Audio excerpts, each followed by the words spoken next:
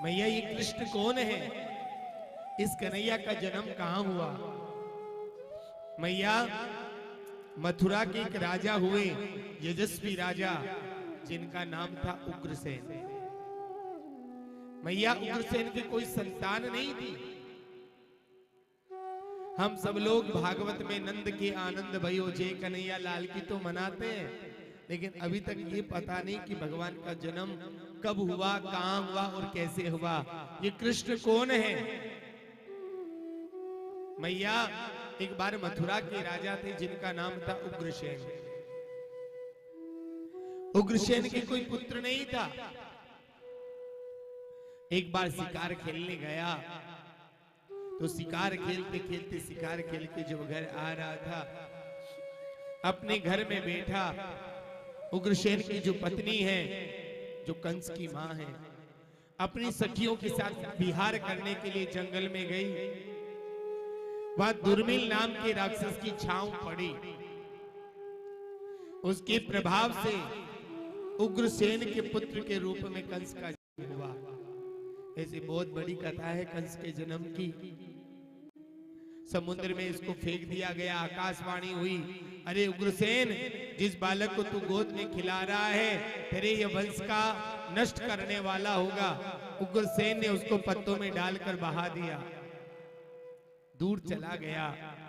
एक मछुआरे को मिला, मछुआरे ने लाकर पुणे दे दिया। कंस धीरे धीरे बड़ा होने लगा और कंस ने अपनी बहन, जो चाचा की लड़की है देवकी, उसका विवाह वसुदेव जी के साथ किया।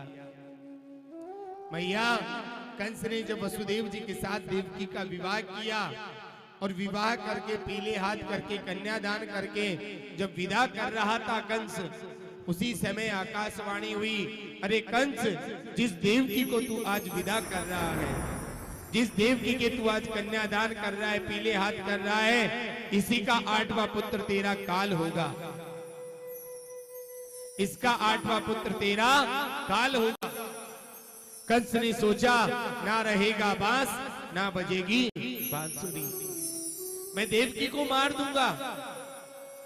मैया जिस रथ के ऊपर अपनी बहन को बिठाकर विदा कर रहा था, आज उसी देवकी के केस पकड़कर खींचने लगा कंस।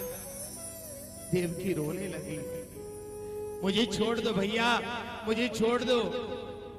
वसुदेव जी ने कहा, अरे कंस, तूने अपनी बहन के पीले हाथ करे हैं, तूने कन्यादान किया है, तू इसको मत मार। तू चाहता है ना इसका 8वां पुत्र तेरा काल होगा, तो तू एक काम कर, जितने पुत्र होंगे हम तुम्हें दे देंगे, लेकिन हमें मत मार। कंस ने उसी समय वसुदेव और देवकी को कारागृह में बंदी बना दिया। मैया देवकी के पैरों में हथकड़ियां लगा दी, हाथों में हथकड़ियां, पैरों में बेड़ियां, और कारागृह में बंदी बना दिया। और लाखों पहरेदार लगा दिए कि जब भी देवकी के गर्भ से पुत्र उत्पन्न हो तो आप ये सूचना राजा कंस के पास पहुंचा दें। मैया समय बीतता गया, साल 2 साल। देवकी के पहले पुत्र के रूप में कीर्तिमान का जन्म हुआ। कंस को पता चला कि मुझे मारने वाला जन्म ले लिया है। कंस ने छोड़ दिया। कंस सोचने लगा कि देवकी का 8वां पुत्र मेरा काल है, ये तो पहला है। जब कंस ने छोड़ दिया तो नारद नारायण नारायण करके कंस के पास आए, अरे कंस, तू ये क्या कर रहा है? तूने आकाशवाणी नहीं सुनी कि देवकी का 8वां पुत्र तेरा काल होगा? कंस ने कहा, नारद, ये तो पहला पुत्र है। नारद जी कहने लगे, अरे कंस, तू नहीं जानता देवताओं की माया, कहीं कौन सा पहला और कौन सा 8वां हो जाए, कहीं इसका पुत्र तेरा काल होगा तो। कंस को उकसा दिया पाप करने के लिए। कंस आया, देवकी से पुत्र को लिया, तलवार से धड़ाधम वध कर दिया। मैया एक एक करके देवकी के सारे पुत्रों को नष्ट करने लगा। और मैया देवकी के 7वें पुत्र के रूप में बलराम, बलराम मां देवकी के गर्भ में थे। योग माया उस बलराम को उठाया और रोहिणी के गर्भ में डाल दिया गया। और पता चला 7वां तो नष्ट हो गया। कंस ने कहा अच्छा हुआ मारना नहीं पड़ा। और 8वें रूप में मेरे नारायण भगवान कृष्ण जब मां के गर्भ में आए तो मां रुदन करने लगी, मां देवकी रोने लगी। दुष्ट कंस ने मेरे निर्मल बालकों की हत्या कर दी है। जब कन्हैया मां के गर्भ में आए ना, तो जब भगवान कृष्ण का जन्म हुआ उससे पहले भगवान ने कारागृह के अंदर चतुर्भुज नारायण रूप का दर्शन कराया। भगवान पहले साक्षात नारायण बन के आए, शंख चक्र गदा हाथ में लेकर। देवकी डर गई, वसुदेव डर गए, अरे तुम कौन हो? भगवान ने कहा मां मैं तेरा कृष्ण, तेरी कोख में जो बालक है वो कोई और नहीं है, मैं हूं। बोले तुम क्यों झूठ बोलते हो, तुम तो नारायण लगते हो। बोले मां तू रो मत, दुष्ट कंस का अंत करने के लिए मैं तेरे गर्भ में आने वाला हूं। बोले वो बात तो सही है, लेकिन कंस तुम्हें छोड़ेगा नहीं। भगवान ने चतुर्भुज नारायण रूप बनाकर कहा मां तू इतना सा काम कर देना, जब मैं तेरे गर्भ में आऊंगा ना। वसुदेव जी रोने लगे, हे प्रभु जब आप जन्म लोगे मेरे हथकड़ियां लगी है, बेड़ियां लगी है, मैं क्या करूंगा? भगवान ने कहा पिताश्री आप एक काम करना, जब मेरा जन्म होगा हथकड़ियां खुल जाएगी, बेड़ियां खुल जाएगी, पहरेदार सो जाएंगे, दरवाजे खुल जाएंगे। आप एक काम करना, एक टोकरी में रखकर मुझे पत्तों से लपेटकर यमुना को पार करते हुए गोकुल के नंद बाबा की एक लाली होगी यशोदा मैया के, आप मुझे केवल गोकुल पहुंचा देना और वहां से लाली को लाकर यहाँ सुला देना। बस इतना सा काम तुम कर दो, बाकी का काम मैं कर दूंगा। वसुदेव जी कहने लगे हे प्रभु आज हथकड़ियां लगी है, बेड़ियां लगी है, और मैया 8वें पुत्र के रूप में जैसे मेरे नारायण मेरे कृष्ण मां के गर्भ से बाहर आए, काली अंधेरी रात, रोहिणी नक्षत्र, कृष्ण पक्ष, अष्टमी तिथि, काली अंधेरी रात में भगवान का जन्म हुआ। मैया जैसे ही भगवान आए, मैया उसी समय सारे पहरेदार सो गए। वसुदेव जी को विश्वास हो गया, जो भगवान ने कहा था वो का वो हो गया। किसी ने पैरों की बेड़ियां नहीं खोली, किसी ने हाथों की हथकड़ियां नहीं खोली, किसी ने दरवाजे नहीं खोले, सब अपने आप खुल रहे हैं।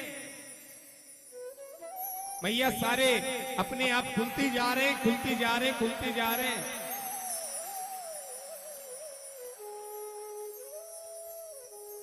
मैया आज वसुदेव जी ने ज्यादा समय नहीं लगाया, आज टोकरी के अंदर कन्हैया को लिया, पत्तों से ढका और यमुना को पार करने लगे।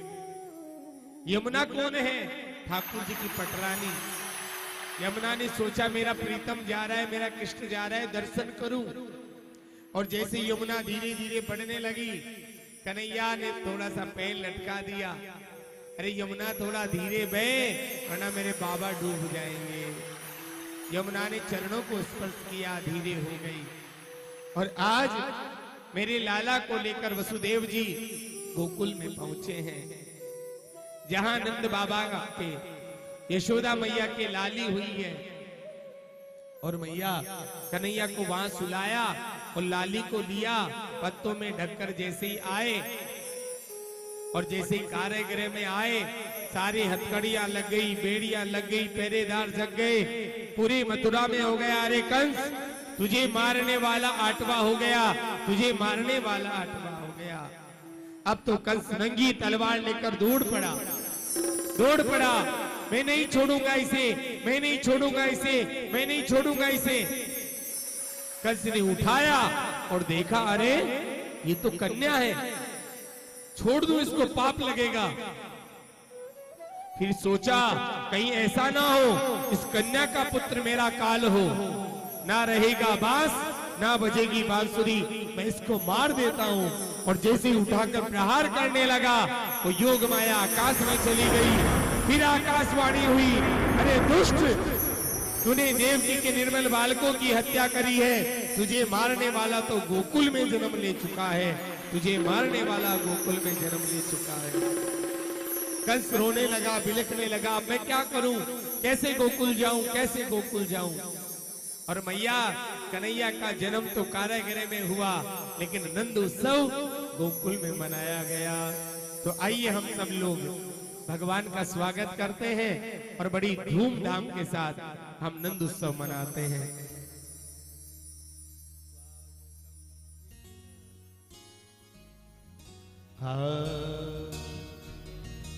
कौन कौन भगवान का उत्सव मनाएंगे? देखो मैया, आप अपने घर में जन्मदिन मनाते हो ना, आज तो टाइम का पता ही नहीं चल रहा, 4:30 बज गए। तो बड़े सुंदर भाव के साथ स्वागतम कृष्ण शरणागतम कृष्ण, स्वागतम कृष्ण स्वागतम कृष्ण, स्वागतम सुस्वागतम शरणागतम कृष्ण, स्वागतम सुस्वागतम शरणागतम कृष्ण। भैया ऐसे नहीं, दोनों हाथ सीधे सीधे होने चाहिए। हरि बोल।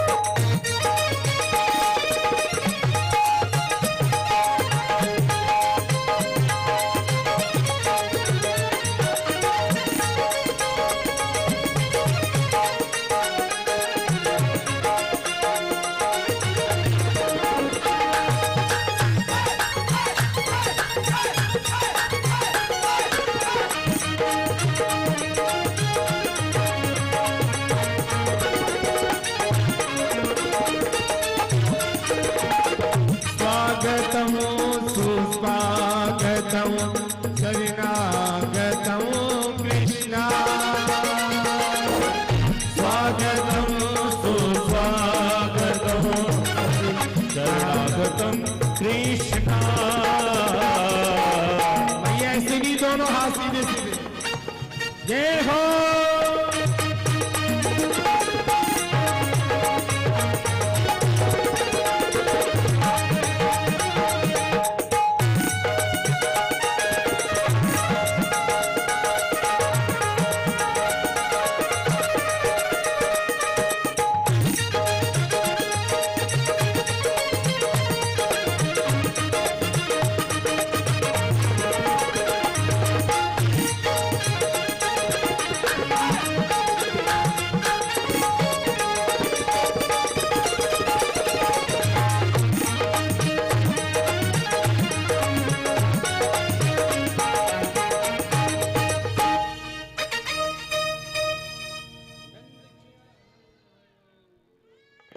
लीजिए बड़े भाव के साथ, आज जो कन्हैया बने इनकी मैया अगर यहाँ है तो वो आ जाए। मैया जितने भी लोग यहाँ पधारे, एक बार सभी लोग खड़े होकर आनंद लेंगे।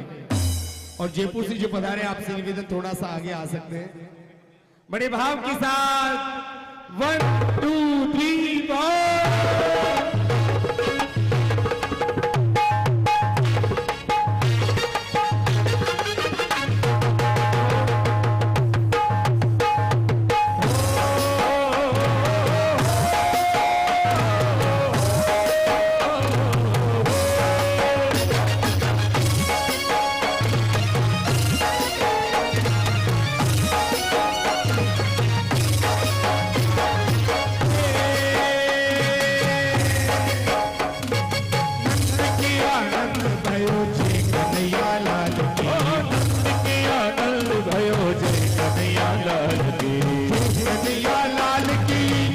यशोदा लाल की, कन्हैया लाल की जय, यशोदा लाल की, कन्हैया लाल की जय, यशोदा लाल की, कन्हैया लाल की जय, यशोदा लाल की।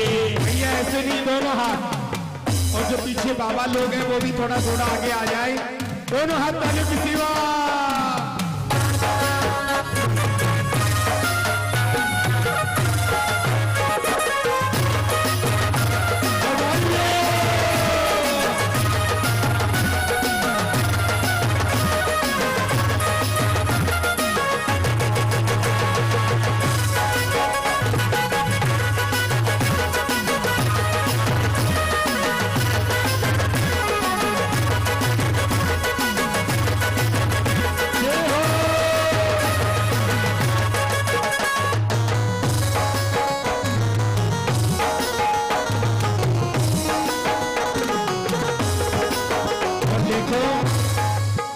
प्रसाद की व्यवस्था नारायण जी बूढ़ी, राजू जी बूढ़ी, मैं निवेदन करूंगा मुकेश भैया या बाबूलाल भैया आ जाए।